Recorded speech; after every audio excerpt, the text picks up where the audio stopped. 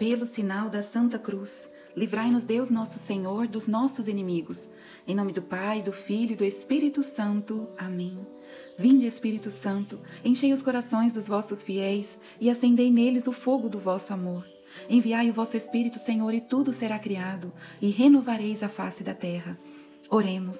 Ó Deus, que instruístes os corações dos vossos fiéis com a luz do Espírito Santo, fazei que apreciemos retamente todas as coisas, segundo o mesmo Espírito, e gozemos sempre de suas consolações. Por Cristo, Senhor nosso. Amém.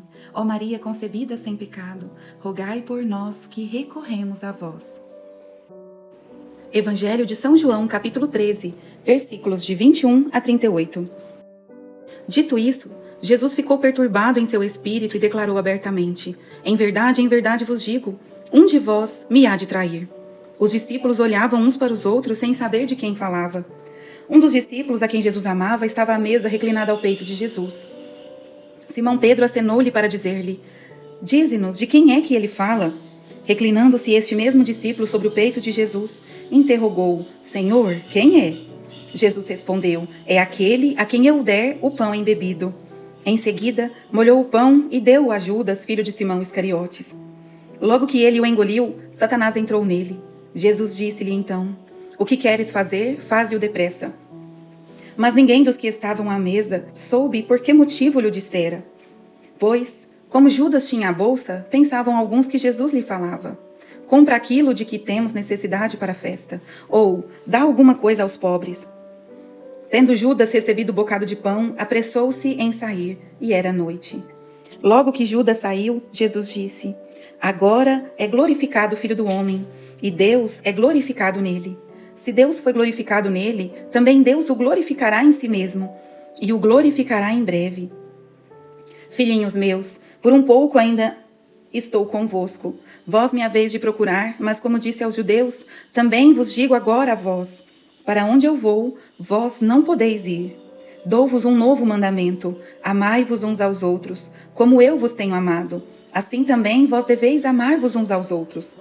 Nisto todos conhecerão que sois meus discípulos, se vos amardes uns aos outros. Perguntou-lhe Simão Pedro: Senhor, para onde vais? Jesus respondeu-lhe: para onde vou, não podeis seguir-me agora, mas seguir-me-ás mais tarde. Pedro tornou a perguntar: Senhor, por que te não posso seguir agora? Darei a minha vida por ti. Respondeu-lhe Jesus: darás a tua vida por mim. Em verdade te digo, não cantará o galo até que me negues 3 vezes. Palavra do Senhor, graças a Deus. Item 1, promessas de Deus. E o item 3, princípio eterno, eu não encontrei na palavra de hoje.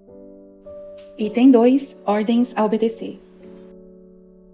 Meus irmãos, como ordem a obedecer, eu coloquei o versículo 34, onde Jesus nos dá um mandamento, dá para aqueles discípulos fiéis, aqueles discípulos que permaneceram com ele.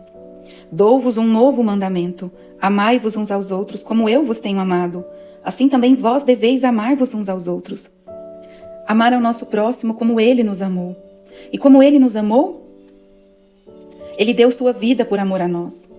E quando éramos todos pecadores, ele nos amou quando nós não o amávamos.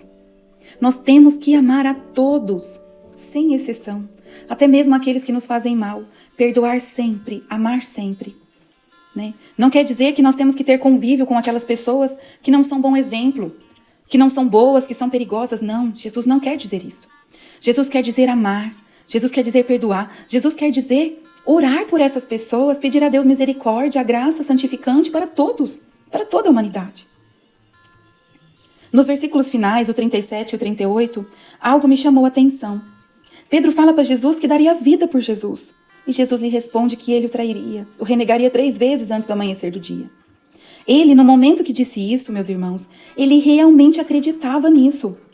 Porque se ele falasse só da boca para fora, Jesus falaria para ele: você está falando da boca para fora, mas não. Ele disse porque saiu do coração dele. Ele mesmo acreditava que daria a vida por Jesus. E muitos de nós também acreditamos nisso hoje, como Pedro acreditava. Agora, na calmaria, nós acreditamos nisso como Pedro acreditava. Mas foi a coisa ficar feia. Foi chegar aquele absurdo dos absurdos com Jesus, que o medo tomou conta dele. O medo era mais forte do que a sua vontade, do que o seu amor por Jesus. Mas depois, depois da efusão do Espírito Santo, depois de Pentecostes. Pedro tomou uma coragem que nada abalava. Ele morreu crucificado e ele disse que não aceitava morrer da mesma forma que Jesus, que a morte dele tinha que ser era de cabeça para baixo. A sua coragem era tão grande e seu amor era tão forte que ele pediu isso. O que mudou? O Espírito Santo, meus irmãos.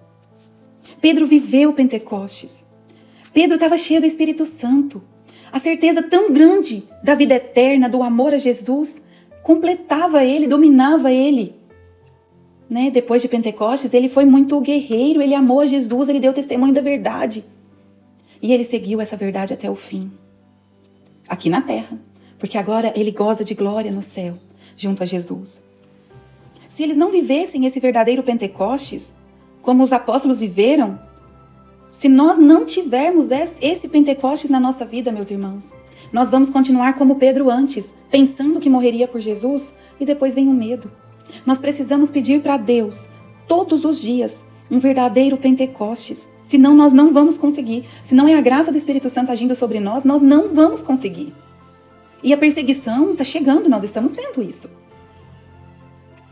Nós precisamos parar de sermos mornos. Precisamos avançar na fé, buscar cada dia mais os sacramentos, orar incessantemente pedindo a Deus um verdadeiro Pentecostes na nossa vida. Nós estamos no final dos tempos, meus irmãos. Nós estamos no tempo da grande tribulação.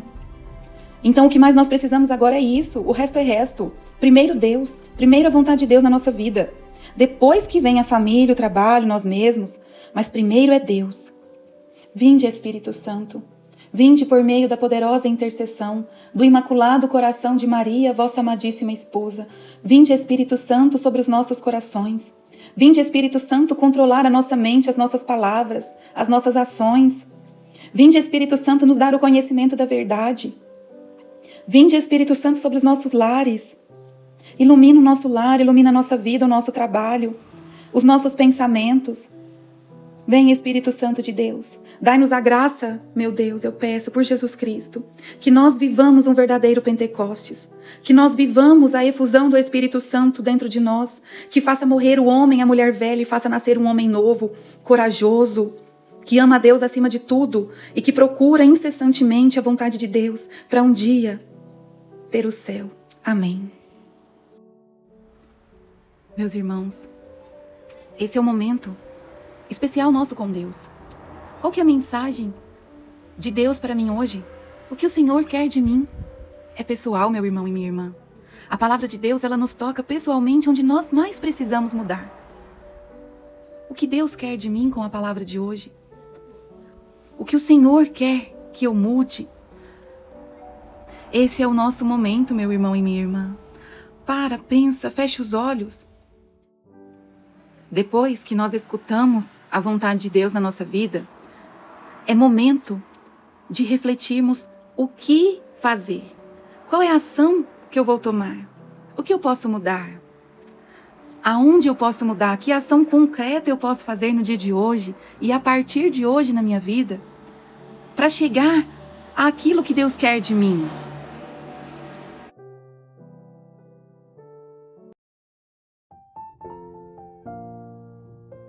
E agora deixe seu pedido de oração logo abaixo nos comentários. Gostou do nosso vídeo? Então nos ajude a levá-lo a mais pessoas. É só clicar no ícone curtir logo abaixo, se inscrever no canal e ativar o sininho para receber as notificações. Muito obrigada!